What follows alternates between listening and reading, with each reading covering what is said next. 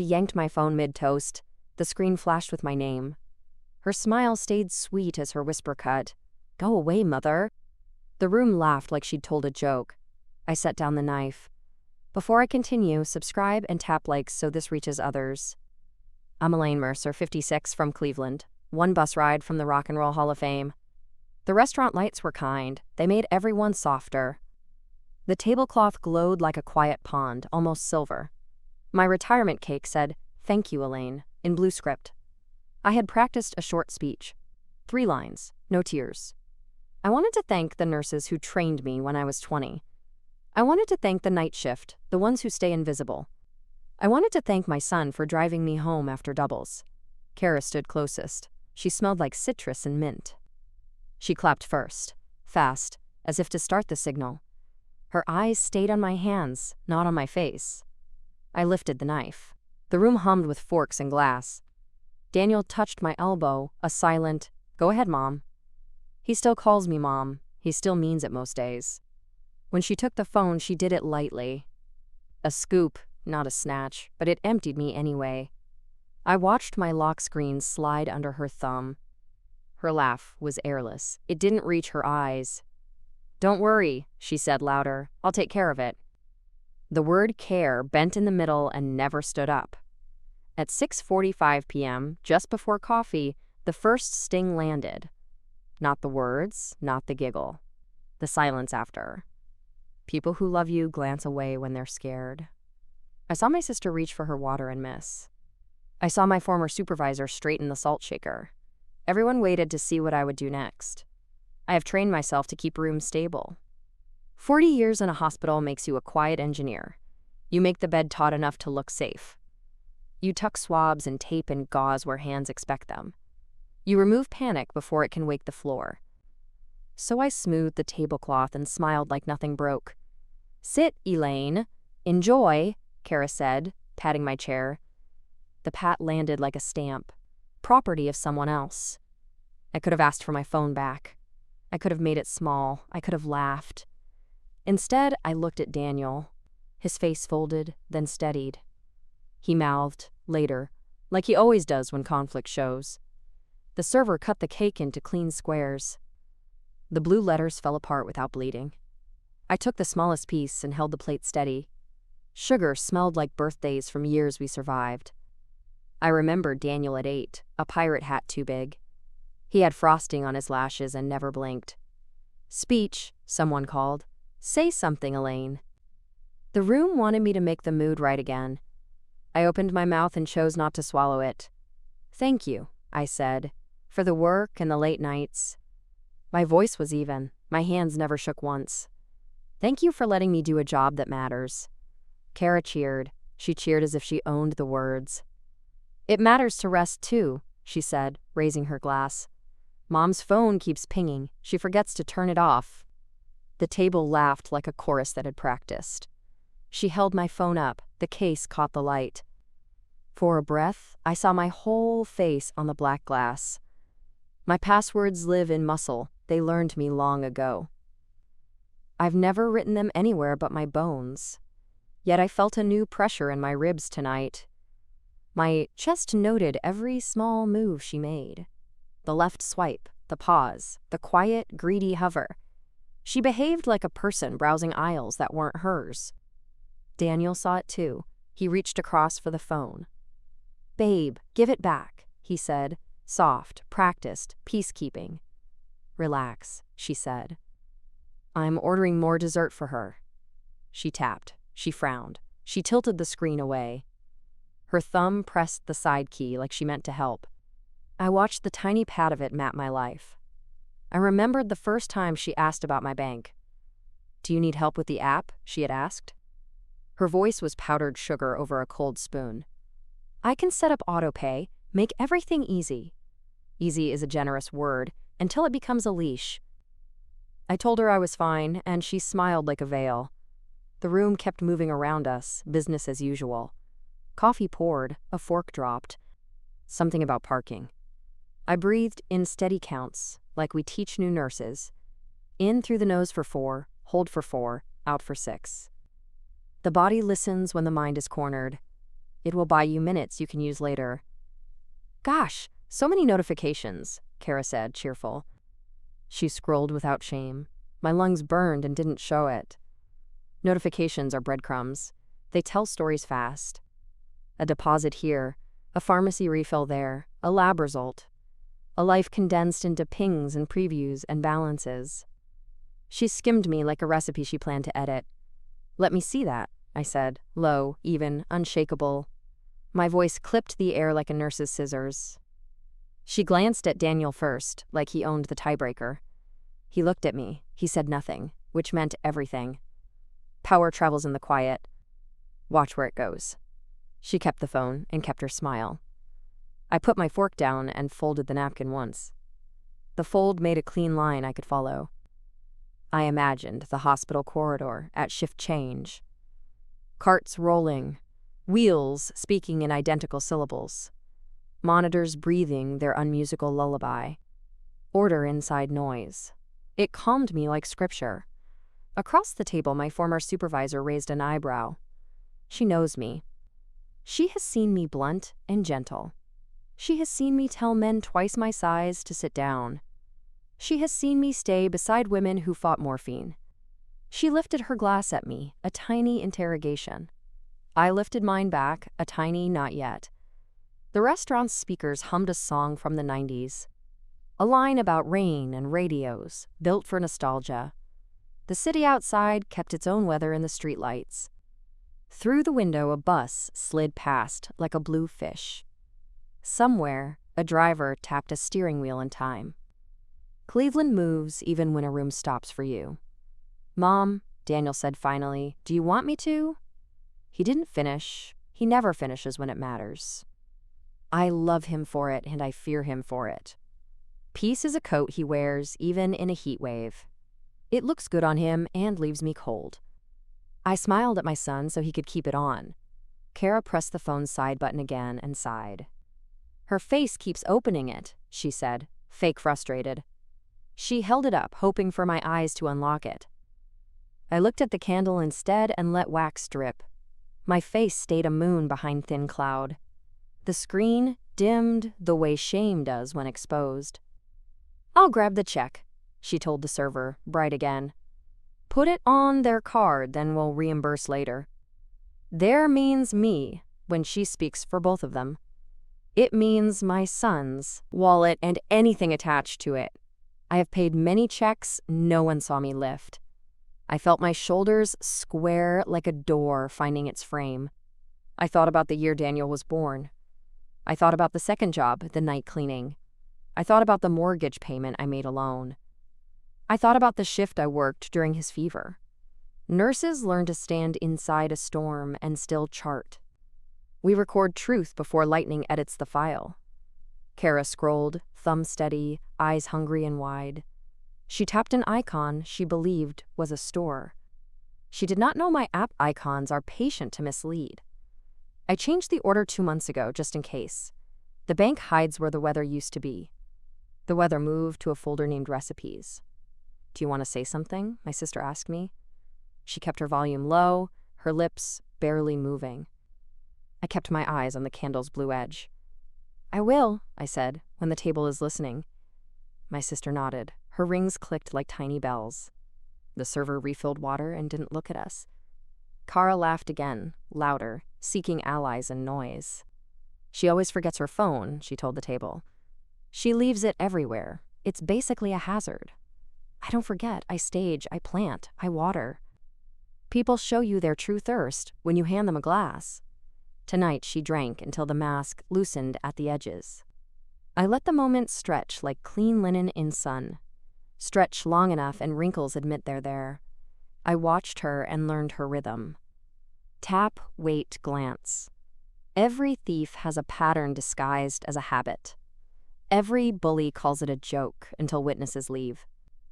I kept witnesses with me by staying very calm. The check arrived. She reached first, smiling at the server. We'll handle it, she said, meaning Daniel's card again. The server placed the leather folder between us anyway. He looked at me the way people look at a lighthouse.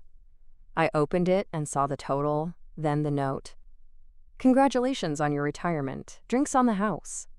I closed the folder with 2 fingers and met her eyes. Thank you for holding my phone, I said, warm. I'll need it back for my ride home. Her mouth twitched. The room tilted half a degree. Daniel can drive you, she said, forcing cheer. I've already arranged it, I said. I arranged everything. That's when her smile forgot what it was for. Her hand tightened. The case creaked just a little. Elaine, she said, like the name tasted wrong. You'll get confused.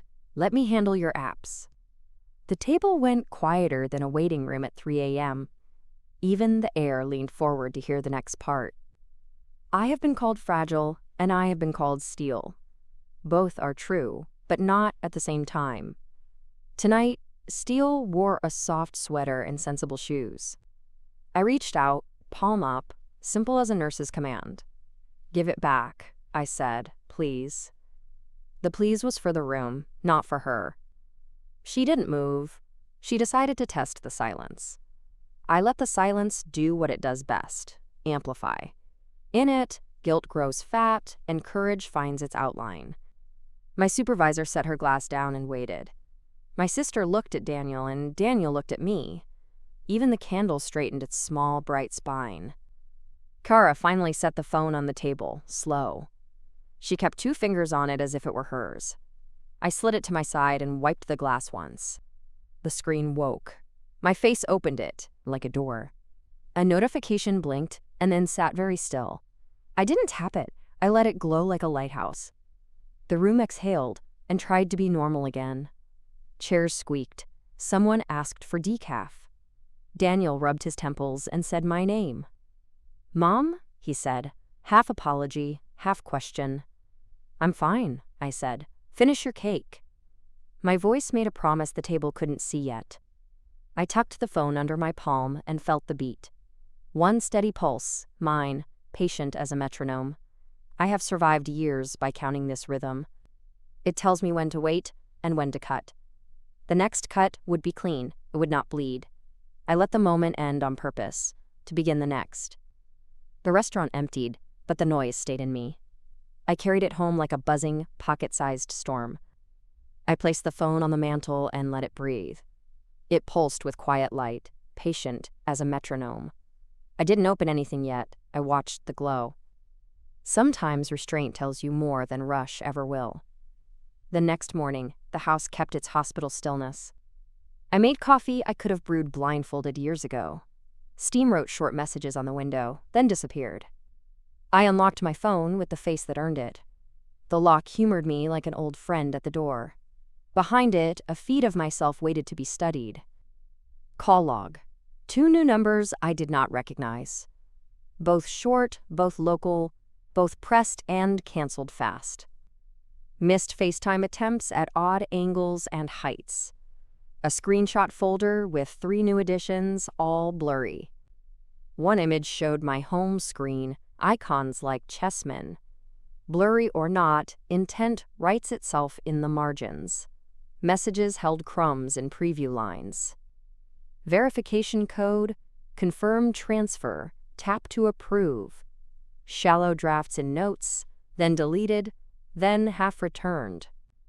The phone is a diary that never forgets a heartbeat. It remembers fingers even when minds pretend they didn't.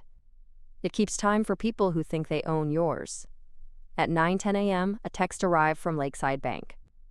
External account link request. Confirm within 24 hours. I stared until the words wore their true clothes. External means a river about to leave its bed. Link means a hand reaching into a pocket not hers. Confirm means your silence will be used as consent. I opened the bank app behind its weather costume. The sun icon blinked once, then turned into balance sheets. Numbers steadied me more than any apology ever could. Pending requests sat in a queue like impatient guests. ACH link, Harbor Federal, account ending 9317. The last digits repeat when they plan to stay. Harbor Federal is not mine. Harbor Federal belongs to people who live like Kara. Polished branches, hot tea in paper cups, white pens. I called the bank using the number inside the app. I sat straight, feet flat, voice low and balanced. Clarity makes people lean toward you, not away. I need to cancel a pending external link. I gave the last 4 digits and breathed evenly. Do you recognize the requester? The representative asked. I recognize the intent, I said. Cancel it now. Her keyboard answered me faster than she did. Done, she said, and I'll add a note to your file. The note matters. Notes shape how doors open later. I asked for an alert if anyone tried again. I added a passphrase no one associates with me. 3 words only my sister would understand on sight. I changed nothing else. I left my balance exactly visible. Sometimes the best bait is the truth sitting still. The house was quiet enough to hear the ductwork sigh. I walked to the table and sorted my papers. I keep a folder named Current and a folder named If. Current holds bills that breathe on their own. If holds requests that imagine futures without asking me. Guess which one grows faster when people feel entitled. Inside If, a thin packet wore fingerprints, not mine. Beneficiary change request sat in polite serif type. My name appeared, tidy, where it needed to be. So did Daniel's. So did a blank line waiting to be filled. The corners were creased like someone folded fast. The envelope smelled faintly of citrus and hurry. I remembered the day the packet arrived last month. Kara handed it to me with a sunny, helpful face. You should do this while you're thinking about retirement. She tapped the blank lines like they were harmless fields. I said I'd review it with my advisor. Polite, decisive, final. She smiled the way people smile at closed doors and hinges. I called my advisor and asked for our last notes. He emailed me the visit summary before lunch. We had agreed to keep everything exactly as is. He had written, client prefers conservative, slow changes. Conservative and slow protects people whose love is steady. Fast and generous protects people whose love is conditional. I scrolled further back for older sediment. 4 months earlier, another envelope had arrived. Healthcare proxy update in a different tidy font. Kara suggested efficiency in emergencies and smiled again. I declined again and set the packet under If. Declines are seeds. They sprout in the right light. Micro flashback. The first year Kara dated Daniel. She came over with muffins and a budgeting spreadsheet. I love numbers, she said, like numbers loved her back. She showed me how to color code a calendar. Green for paydays, red for rent, blue for shared costs. She left out gray, the color of obligations to mothers. Another flashback. Daniel's first apartment, no couch yet. We sat on milk crates and planned his overtime. I paid his security deposit with money saved from double shifts. He promised to pay me back and sent $20 monthly. He never stopped until the last bill was done. Debt is heavy, but gratitude walks beside it. Back in the present, the phone breathed its slow tide. I opened my email and checked filters and forwards. A new rule had been added and then removed yesterday. Forward. Statements at Lakeside to a Gmail I didn't recognize. The rule was gone, but its ghost sat in the log. Ghosts show you the path thieves meant to take. I wrote the Gmail down on a sticky note. It used Kara's maiden name bundled with her graduation year. Some people hide with masks, others hide in plain sight. I called my sister and gave her the note and context. We do not play detective. We play archivist with spines. She said, come for tea, which means bring everything. Her living room smells like lavender and pencil shavings. She keeps a legal pad for when our family forgets memory. We listed what happened since the dinner and before. We wrote down sums and forms and the names on them. We left space between each line for what we hadn't learned yet. Space invites honesty to sit down. Complication 1, the group chat changed its weather. I saw messages I wasn't supposed to see anymore. Kara renamed family to Mercer household yesterday. My sister screenshotted and slid the phone across. Inside, jokes bloomed about helping mom and managing chaos. I read the jokes like invoices for disrespect. Complication 2, Daniel sent me a gentle request midday. Can I swing by to grab your insurance card?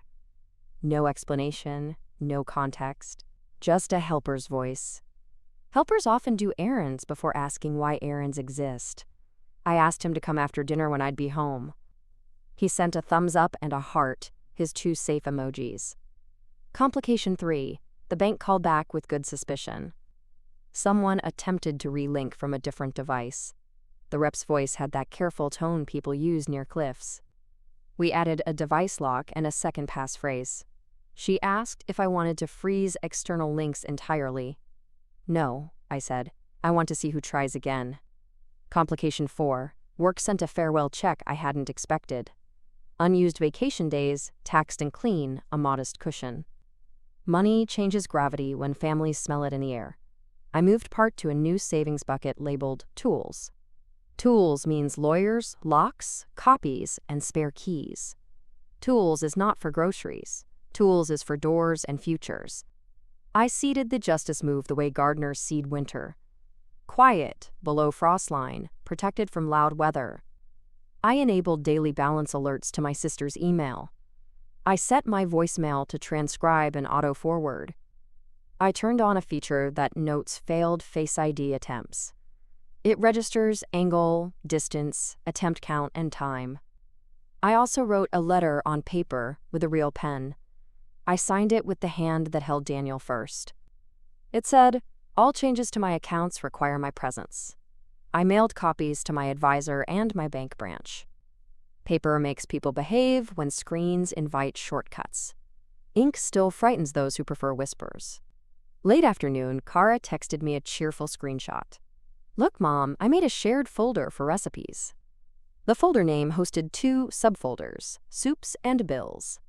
She accidentally put a bank statement in Soups. Accidents become practice after the 3rd time. I moved the file and left the folder open like bait. I replied with a spoonful of courtesy and nothing more. "Thanks. I'll add my chicken stew later." Politeness keeps climbers on ladders that go nowhere. She liked the message and did not press further. Silence carries weight when the other person wants noise. I made dinner and let the stew think on the stove. Evening brought Daniel to my door with his quiet coat. He stood like a boy who forgot which pocket holds keys. He asked for the insurance card and nothing else. I gave it and watched his eyes scan my counters. He saw the legal pad, the folder, the note with digits. He did not ask. He set the card in his wallet. The old part of me wanted to ease his shoulders. Another part wanted to shake sense into him hard. Instead, I poured tea and spoke like a chart reads. Someone tried to link my account. It wasn't me. His jaw ticked once like a clock with a stubborn minute. He said, "Kara helps with our budgeting. She means well." Meaning well is a blanket that smothers accountability. I told him about the external link and the cancel. I mentioned the Gmail rule and the folder named Soups. He rubbed his temples and stared at the wall calendar. I let him stare. Calendars tell truth if you do math. My name, my dates, my future, written in ink, not hers. He set the tea down and asked for the bank's number. He called while I listened to his half of the conversation. He introduced himself and requested a fraud watch note. He asked the representative to list yesterday's device attempts. He thanked her and promised to follow up tomorrow. He ended the call and said, "Let me talk to Kara." I nodded and handed him nothing else at all. Let him carry a piece. Let him feel its actual weight. He left with the insurance card and his careful quiet. The door clicked with the sound of an honest hinge. I stood in the kitchen and let the air cool. Cold helps decisions sharpen their edges. Later that night, the alerts began to thrum again. Password reset requested for Elaine's cloud ID. I smiled without mirth and denied it twice. Face failed, 3 attempts within 30 seconds. The log recorded distance too close to be accidental. My face lives here, her face lives there, the phone knew. I opened photos and checked recently deleted. People forget their own tracks when they're hurried. 3 screenshots blinked from behind the trash icon. Home screen, bank login page, code request banner. I restored the images and saved them to Sister Album. Sister Album is where truth sits until it is needed. Paper trails thickened like stew cooling on the counter. My sister texted back with 2 neat suggestions. Freeze your credit now, lift it later if needed. Order a free report, check for new inquiries. I followed like a woman who believes in seatbelts.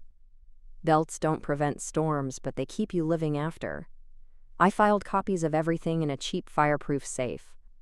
Receipts and logs and letters with real signatures. I labeled the folder spines and felt better instantly. Naming things correctly makes the world admit it too. I placed the safe behind the cleaning supplies. Thieves ignore bleach unless they plan to stay. 2 days passed with soft weather phrases only. Later, tomorrow, after dinner, once I finish this. Kara smiled in places where people hand out free smiles. In the group chat, she posted a meme about rest. Rest means control when offered by controlling hands. I hearted the meme and bought a new lock instead. At work, my supervisor emailed a personal reference. She wrote about my steadiness under fluorescent chaos. She called me attentive, detailed, unshakable in storms. Words like those are wind at your back when climbing. I saved the email to Sister Album with the screenshots. I liked the way steadiness looked beside attempts. On the 3rd day, the narrative tried a different lane. Kara called and used her soft icing voice for me. "Mom, I'm worried about you managing passwords alone." She suggested a family plan for devices and subscriptions. She offered to clean up my accounts out of love. Love never demands keys before it shows concern. "I'm fine," I said, not defensive, not grand, not cold. "I keep my own records and prefer it that way." She paused, then tried a path that worked on others. Daniel won't always be free to help in emergencies. I pictured the beneficiary line blinking like a cursor. I said, emergencies are fewer when people mind boundaries. Underneath us, the current shifted toward something harder. She asked if I'd decided about the beneficiary form. She said the words like, "they" were vitamins for bones. I told her I'd consult my advisor next week. She exhaled loudly enough to fog a window that wasn't there. "Just trying to make your life easier," she said, brittle. I ended the call with the gentlest full stop I own. I wrote the date and her phrasing on my legal pad. I added a line about the Gmail and the link attempt. I underlined external account in dark, tidy pen. Underlines give quiet sentences their rightful spine. I felt the outline of my plan grow teeth. One more complication knocked politely that evening. A letter from the homeowners board sat in the mailbox. Access request for emergency welfare checks, it read. It listed Daniel's name and, in faint pencil, Kara's. Requests take shape when people assume consent will follow. Assumptions become locks if you don't test the keys. I called the board and clarified my list of contacts. Sister, advisor, neighbor who keeps spare keys safe. Do not grant access without my explicit phone approval. They updated my file and thanked me for being clear. Clarity lowers the blood pressure of any office. They sleep better when your lines are inked. That night, I made copies of the essentials. Birth certificate, deed, will, health directives, bank list. I placed a set in my sister's safe with a smile. She labeled the envelope with my full name and today's date. Dates anchor truth when people try to blur sequence. Sequence wins courtrooms and living rooms alike. I let myself remember the cost of every dollar here. The night shifts, the double shifts, the swallowed words. The time I sat with a dying man because no one could. The time I held a new mother's hand while she shook. The time I wrote an incident report that angered a surgeon. He learned my spine was not for decoration that day. I slept with the phone face down, but not far. I woke to a quiet I trusted in my bones. The log showed no attempts after midnight's threshold. When a hand withdraws, it plans or it panics. Planning leaves calendars, panicking leaves footprints. I would read both when they decided to show. By afternoon, Daniel texted a middle ground sentence. "Can we all sit down and talk about accounts?" He added a smile I recognized from school pictures. I told him yes and gave him 3 time options. He chose the earliest, then sent a second message. Quora found a mistake in our budget. We're fixing it. No details, no numbers, no ownership language yet. Budgets don't break by themselves in quiet kitchens. Budgets break when egos drive and guardrails are jokes. I let the phone rest and watered my slow plants. They grow anyway, even when weather behaves badly. Life favors roots that refuse to move on command. Before dinner, I checked my calendar against my pad. I listed what must be on the table beside the cake. Letters, logs, screenshots, the banknote, the advisor email. I chose a tone that fit the room I wanted later. Calm, plain, exact, merciless with facts, generous with exits. Give people one door to leave with dignity, or none. The phone sat on the counter and hummed its small lullaby. It had become a witness I knew how to protect. Its glow felt less like threat now, and more like ally. The same object used to humiliate would open a different room. I could already feel the hinges warming for the turn. I wiped the screen clean and stacked my evidence by kind. We met at my kitchen table because kitchens tell the truth. Chairs scraped the tile like slow matches.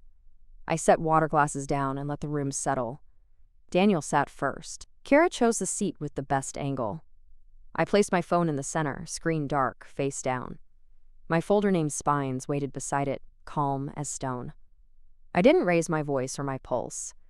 Tonight is a review, I said, even, steady, specific. No one objected. People rarely object to clarity. Steam from the kettle softened the corners of the room. Rain made a small rhythm against the window. The house listened, so they did too. At 7 p.m., I unlocked my phone and turned it toward them. One-time marker is enough when the hinge matters. Face ID greeted me with the grace it reserves for owners. I opened the device log and tapped attempts. 3 failed Face IDs at the restaurant time. Angle too high, distance too close, seconds apart. The lines read like a confession in fragments. I let the numbers sit until they filled the silence. Kara smiled at the screen like it told a joke badly. Everyone tries to help you with your phone, she said. She said help the way some people say leash. I kept scrolling, slow enough for meaning to catch up. Screenshots surfaced from recently deleted, restored, and clear. Home screen, bank login, verification banner. I didn't narrate. I let context pull the rope tighter. Daniel leaned in and read the banner twice. His finger hovered a respectful inch above the glass. He followed the line that says external link request. He reached for the paper that matched the line. Spines gave him the bank letter with my notes. Harbor Federal, ending in 9317. The digits didn't blink. Kara's eyes flicked to the folder, then back to me. She found her polite voice and sprayed it everywhere. I set up links for my parents all the time, she said. I streamline. It's safer when one person manages. The words came fast, too many for the room's air. I let them bump into each other and fall. I slid a sticky note across with the Gmail address. Maiden, name, graduation year, a tidy, memorable mask. Someone added and removed a forward on my statements, I said. The log kept the ghost when the hand backed away. I didn't say her name. I didn't need to. Ghosts point even when they don't speak. Daniel recognized the Gmail handle on sight. His shoulders lowered, then lifted, then couldn't decide. He looked at her, not at me, which told the truth. He asked a question with no sugar on it. Did you touch Mom's forwarding? Silence is a mirror. She checked her hair in it. I opened photos and tapped sister album. Screenshots lined up like honest soldiers. Bank alert at breakfast. Forwarding rule log at noon. Face failures near cake and candles. The order told a story that ignored alibis. Sequence wins when memory tries to edit. I chose my first sharp quote like a scalpel. You used my face to open my life. Not anymore. I didn't raise a finger while I said it. She flinched at the word face, not life. Control understands the doorway better than the room. I moved the papers closer to Daniel's side. The twist waited under clean paper. A copy of the beneficiary change request wore hurried folds. The faint citrus scent admitted who carried it. In the margin, an imprint from a pen pressed too hard. Her first name curved under the blank like a watermark. Intent leaves fingerprints, even when ink doesn't. Daniel saw the indent and exhaled like a tire losing air. He dragged a fingernail across the groove. He whispered the letters without volume. Kara smiled as if letters are accidents that spell themselves. She pivoted to kindness the way dancers pivot to applause. "I wanted to make sure things are orderly," she said. Orderly is a useful word for thieves who hate the word theft. I lifted the phone and tapped the bank's number inside the app. The representative answered with a crinkled paper voice and a policy spine. I verified myself and asked her to read our notes. She read them steady, link canceled, alerts active, in person only. "Any future attempts trigger escalation," she added, neutral. I allowed the room one clean quote to land like a hammer. "External linking is now blocked. New requests will alert our team." The representative paused, then asked if I needed anything else. "Yes," I said, because I had designed this moment already. "Please confirm on record that my accounts require my presence." Her keyboard answered. The line clicked like a seatbelt closing. Kara's smile thinned to something made of wire. She tried a new path with softer shoes. "Elaine, you've always said you hate apps," she said. She reached toward the phone without touching it. She offered to consolidate and tidy and simplify. Euphemisms lined up behind her like polite soldiers. I opened email and showed the rule log again. I turned the screen so it faced only Daniel now. My voice stayed clean, free of acid or apology. "Logs don't take sides," I said. "They record sequence." He nodded in small, honest increments. Sequence found his backbone and stood it up. I placed the homeowner's letter on top of the stack. Her name penciled faint beside his on an access line. "That permission is withdrawn," I said, plain. I clarified emergency contacts this afternoon. I slid a copy of my letter across for their files. Paper carries weight that digital shadows don't. Kara tried ethics as a last resort for control. "What if you fall?" she asked, palms up like generosity. I looked at her hands and saw only keys they wanted. "I fall less when I'm not pushed," I said. The kettle clicked off, the house inhaled and waited. Thunder far away suggested the sky was changing teams. I invited one more voice to the table. My advisor joined by phone with brief, careful sentences. He confirmed our last visit and my preferences. He used my words back to me, which is why I pay him. "Conservative, slow changes," he said. "In-person signatures only." The line hummed with paperwork and light. I described a revocation I had already mailed. Any prior permissions, implied or otherwise, dissolved in ink. He acknowledged receipt and updated his system while we listened. He offered to meet next week to finalize a beneficiary schedule. Schedule calms stormy rooms. It gives time a harness. I accepted and gave him a time slot that fit my spine. Kara aimed for sympathy and overshot. Why am I the villain for wanting efficiency? Her voice shook with a rage dressed as hurt. I didn't answer the question she asked. I answered the one she hid under it. "Efficiency isn't consent," I said, "and I didn't give it." Daniel's eyes cleared the way windows clear after rain. He asked to see the Gmail again, then the digits. The 9317 ending was not random to him. He remembered a refund text from last spring, a flight mix-up. Those last four matched the account she used for transfers. Memory does its work when you put the right weight on it. He turned to her with a voice I hadn't heard since he was 8. Not small, not scared, just exact. "Did you try to move any of Mom's money?" She answered with everything but no. She talked about budgets and disasters and families. She talked until the room ran out of patience. I used my second and last sharp quote with care. "You don't speak for me. You don't sign for me." 2 sentences, nothing extra, both wide awake. I slid a simple page across that said the same in ink. Acknowledgement of boundaries. No access. No management. Space for 2 signatures. Space where lines stay blank if needed. Daniel signed it first because he understood the door I was offering. He put the pen down like it mattered what it touched next. Kara held the pen the way you hold a bird you plan to tame. She read the page once, then twice, then bristled. "I'm not agreeing to be the bad guy," she said. "Then don't be," I said. "Agree to be out of my accounts." She didn't sign. That's a signature too. Her refusal went into the folder with the others. I dated the corner and wrote her words exactly. Exact phrasing saves hours when memories search for exits. She watched me write and saw a door closing without noise. Control hates doors it cannot lock. I opened my phone and changed 3 things while they watched. I rotated passphrases to ones that fit only my bones. I removed Daniel's card as an auto-pay backup. I moved my tools money to a separate institution quietly. I set a new alert that pings me for every $50. I breathed in and out until my heart matched the steps. Daniel offered an apology shaped like a promise. He said he would audit what had already moved. He said he would call Harbor Federal and remove any links. He said he would fix the group chat name tonight. He looked at me, not at her, when he said it. Eyes are votes. He cast his carefully. Kara tried to change the weather one last time. She softened her face and aimed for pity. "Everyone depends on me," she said. "I keep things running."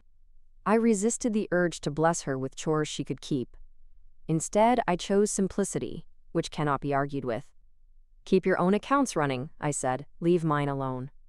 I stood and collected the documents in a new order. Spines on top, then sister album prints, then letters. The phone returned to my palm like a tool to its peg. It felt warm, not from fear, but from use. I turned off Face ID for anything except unlocking. I turned on a setting that logs every password change. Daniel asked if I wanted him to stay the night. The part of me that raised him wanted to say yes. The part of me that raised myself said no. "I'm all right," I said, and meant it without duty. "Come tomorrow morning, bring breakfast and your bank statements." He nodded like a man who finally knows which road is home. Kara stood without scraping the chair legs. She kept her eyes on the door as if it were already open. She reached into her purse and paused for performance. She placed a spare key on the table, as if offering peace. It was the key I had given them for emergencies. Emergencies end faster when the right key returns. On their way out, she turned for a final appeal. "Families here," she said, like it was a law. "Families respect," I answered, like it was oxygen. The door closed without hurry, and the latch found its seat. The house exhaled, the kettle cooled, the rain thinned. Silence stayed, but it felt like mine now. I cleaned the table with small, even circles. I stacked the glasses and rinsed the pen stain from my thumb. I wiped the phone and set it face up on the mantel. It reflected the ceiling like a calm pond at night. The screen dimmed itself and waited for my next move. I let it wait. The power had already moved.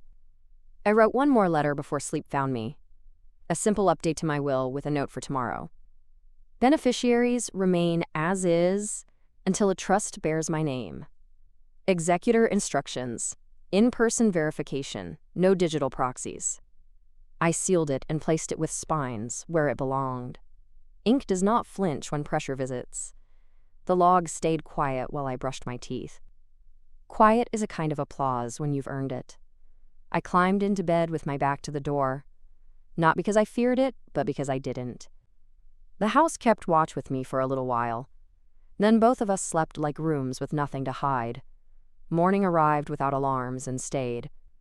Light laid a clean edge across the kitchen table. The phone slept face up, unafraid of faces. I made coffee and read my own calm like a headline. The house sounded like a promise kept. Promises are louder when paper stands behind them. By noon, I sat in my advisor's office with a pen. He slid a folder toward me with steady hands. "Revocable Living Trust," he said, not dramatic. "Mercer Family Trust. Trustee, my sister first. Successor, the hospital foundation if we all fail." I initialed every page that touched my future. We built guardrails in plain language that even panic could read. In-person signatures only. No proxies. No family manager. Distributions simple and boring by design. A college fund for the grandchild I might meet someday. A small monthly gift to Daniel, contingent on healthy boundaries. We updated beneficiaries without changing their backbone. Nothing for Kara to administer. Nothing she could tidy. Nothing that required her keys. Numbers moved safely, then sat down to breathe. Order that protects, not order that controls. At the bank, I shook a manager's hand and met her eyes. We added hardware keys to logins that mattered. We printed a one-page summary for my folder spines. Escalate on any external link attempt, the note read. The manager wrote her direct line and circled it twice. Circles around names make systems remember people. I texted Daniel a photo of the blank signature line. The access and management page underlined in blue. He wrote back a sentence that let me exhale. "I'll back you to the comma," he said. I replied with logistics, not poetry. "Breakfast tomorrow, 9. Bring statements." His next message belonged to a grown man. "I'll ask Kara to apologize, not perform. Apologize." He didn't promise outcomes he couldn't deliver. He promised a spine that could carry weight. That's how trust returns, one small shoulder at a time. Even small shoulders can hold roofs when they're honest. I wrote a short letter I hoped I wouldn't need. To the credit bureaus, fraud alert, long duration. To my primary care, remove Kara from emergency contacts. To the homeowners board, file note confirmed in person. To Matai, myself, a line in my notebook with the words I chose. Choice leaves footprints that shame cannot erase. Kara broke the quiet in the evening, not the peace. A single text, shorter than her usual sugar. No links, I understand. I didn't answer. Understanding is behavior, not grammar. Her name faded from my lock screen like steam. Steam rises, boundaries stay. A week passed on soft feet. The group chat tilted toward actual weather again. Daniel sent photos of receipts and calendar blocks. He labeled his files with a clarity I respected. We met with a counselor who talked about triangles. I didn't sit inside one, I sat in my own chair. At home, I repaired small neglected corners. New deadbolt, new fire safe. A file index that reads like a map anyone kind can follow. I made a list of people who would pick up at 2 a.m. It was shorter than I liked, and still enough. Enough is a door that closes and doesn't shake. One soft mercy found me in the grocery aisle. I thought of Kara trying to be a person who helps. I don't know what taught her that help means control. I don't know whose fear she inherited and renamed love. I sent no sermons and made no speeches. I chose silence that can hold a door open without inviting theft. Daniel came by with breakfast like he promised. He stood in the doorway, older where it counts. He set down bagels and bank printouts and humility. We moved through numbers like hikers who learned the trail. We didn't talk about guilt. We talked about systems. Systems keep love from being asked to do jobs it can't. At one point, he said, "I'm sorry," without armor. He didn't make it about her or me or weather. He made it about the door he didn't guard. I nodded and slid half the bagel onto his plate. Food is a language that doesn't need italics. We ate, and a small hinge in the room got oiled. We visited the hospital together that afternoon. I dropped off a donation envelope with my name small. A scholarship for night shift nurses learning to lead. The check was not loud, it didn't need to be.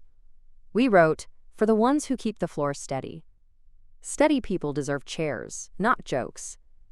Outside, the lake breathed its heavy breath. Gulls bartered with the wind the way families barter with plans. We stood a minute without words that ruin minutes. Daniel asked if I wanted him to change the chat name back. "Leave it," I said. "Households change. Families persist. Names don't fix rooms, people do." He walked me to my car and didn't take my keys. He looked at my phone and didn't ask to hold it. He hugged me like a man who knows where the edge is. Edges are not fences when everyone learns to see them. They're lines that keep gardens from drowning in gravel. They're the reason paths exist. Weeks settled into a rhythm that didn't flinch. Alerts came only when they should. Bills paid themselves the way I told them to. I slept with the phone an arm's length away. Not because I feared it, but because it was mine. Ownership sits quiet when it doesn't need witnesses. One afternoon, a certified letter found my porch. Harbor Federal, printed carefully like it wanted a truce. Attempted link denied, account owner notified. There was no second page filled with excuses. There was no phone call chasing a door that had closed. Some endings do their work in silence. I tuned the trust documents one last time. A clause about grace that wouldn't breed loopholes. A clause about guardianship if illness ever edits me. My sister read and smiled with her pencil behind her ear. She said my name the way people say addresses they can find. It felt like someone turned on a porch light. I mailed a thank you card to the bank manager. I included 2 wrapped chocolates for her drawer. People whose steady systems deserve small sweetness. When she called to thank me, she said, "I remember your file." That sentence is the world's quietest security camera. Sometimes protection looks like a human who remembers you. On a Sunday, I returned to the restaurant. The tablecloths were the same. The light was kinder. I ordered coffee and a slice of something that forgives. The server recognized me and tried not to. I tipped like I always do, even on old nights. Gratitude does not change weight when rooms do. I thought about the word mother the way she used it, as if it were a guest coat to hang when it wrinkles. Mine is not a coat. Mine is the beam that holds a ceiling you can sleep under. Beams don't ask for applause. They ask for honest walls. We had rebuilt one. If there was a moral twist, it wasn't fireworks. It was the ordinary blessing of a door that locks. It was the quiet dignity of a name on a deed.